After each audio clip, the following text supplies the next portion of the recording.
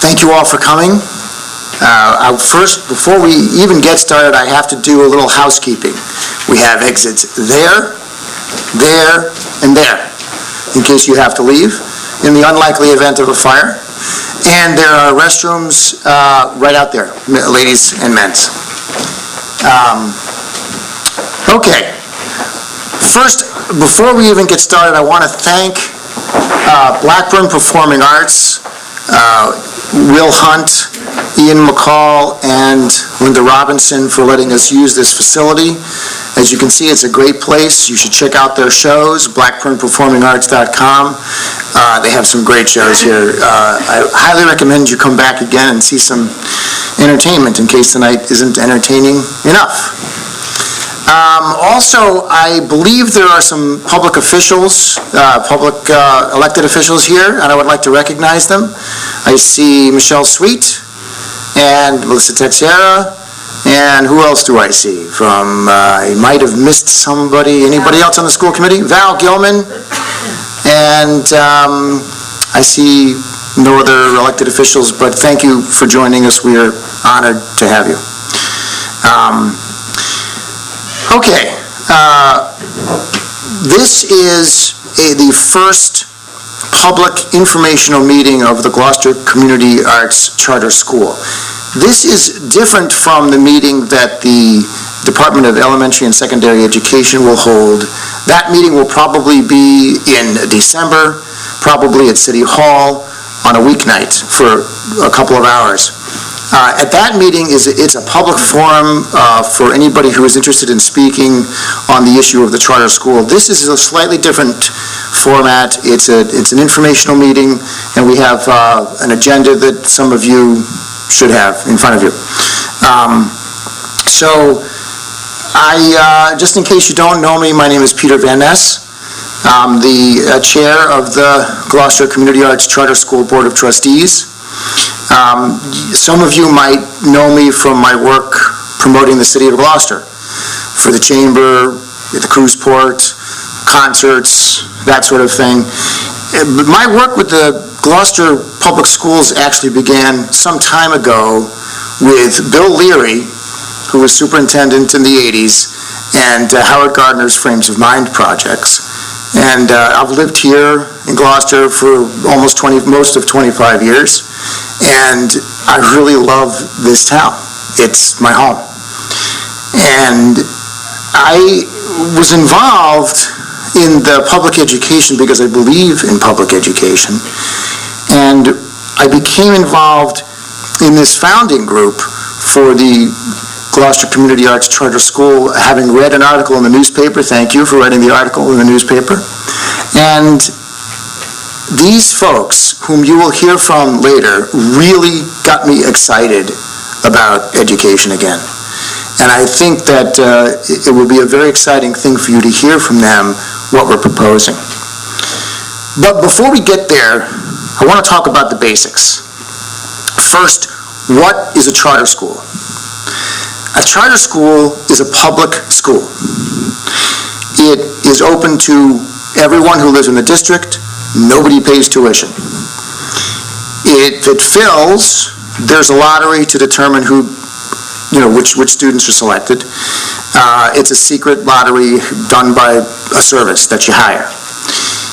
The charter school would provide the same special education services that the district schools now provide, and all the charter school students are required to pass the MCAS just as the district school students are. So, why were charter schools created?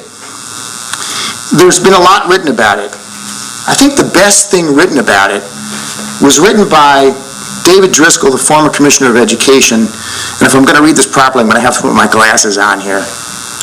So I'm going to quote him. Charter schools were created in the belief that competition among public schools provides new models for education and incentives to improve public education.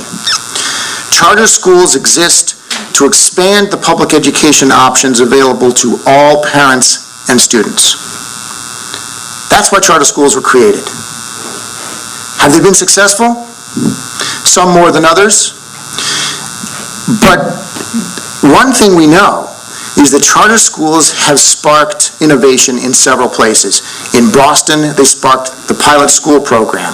The pilot school program and the charter school program has sparked Governor Patrick's readiness proposal. Some of you may have heard of this. Now, this proposal may or may not pass. Right now, looks like an uphill battle. But one thing we know about it is that it was created as the result of the innovation sparked by charter schools. So they have been successful at sparking innovation. And again, some more than others.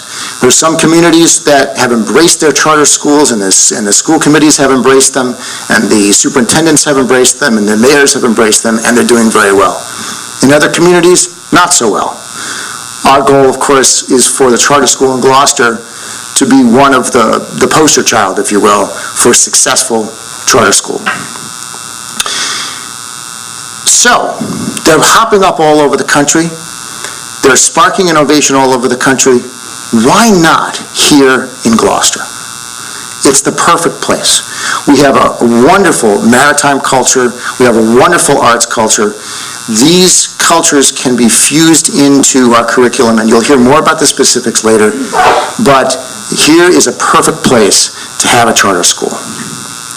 So why did we decide to found a charter school instead of some other alternative? First and foremost is fairness. Fairness. We could have started a private school.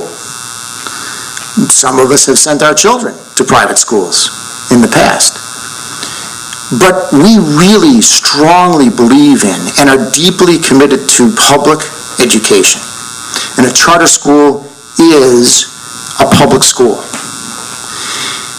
We understand that not all children learn in the same way. We understand that not all children respond to the same model, as Commissioner Driscoll said. And we understand that not all children thrive in the same environment. And we are creating a very different model. And it may not be for everybody. Not all children may thrive in the model and in the environment that we are creating, but you have a choice. And it's a real choice. It's a public school choice paid for by your tax dollars. And in the most democratic way possible, your money flows with your child. It goes with your child. You decide where that money goes.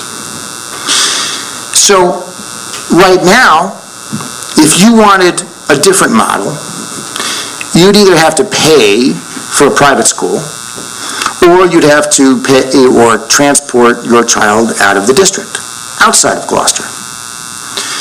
Some people just can't afford that. And, that's why I would say Commissioner Driscoll said charter schools expand public education options for all parents and students. So, why a charter school now? Times are tough. It seems like it might drain money from one place, and times are tough. And if you think about it, it's the perfect time. Gloucester schools are already overcrowded. There's a ton of building going on right near where I live. Hundreds of new students may very well be enrolling in Gloucester schools in the very near future. Where are they going to go? One thing you get with a charter school is a building for free, because the charter school's facility is funded 100% by the per pupil amount that the charter school gets to educate their children. So, the school district as a whole, all of us, get another building at no extra charge and a place to put all those new kids that are coming to Gloucester. And people are coming to Gloucester, why? It's a beautiful place to live. I moved here 25 years ago because it's a beautiful place to live. And I've been promoting it, by the way, for a while. So, if I do my job, more people are going to want to come here for vacation, and maybe they're going to want to move here.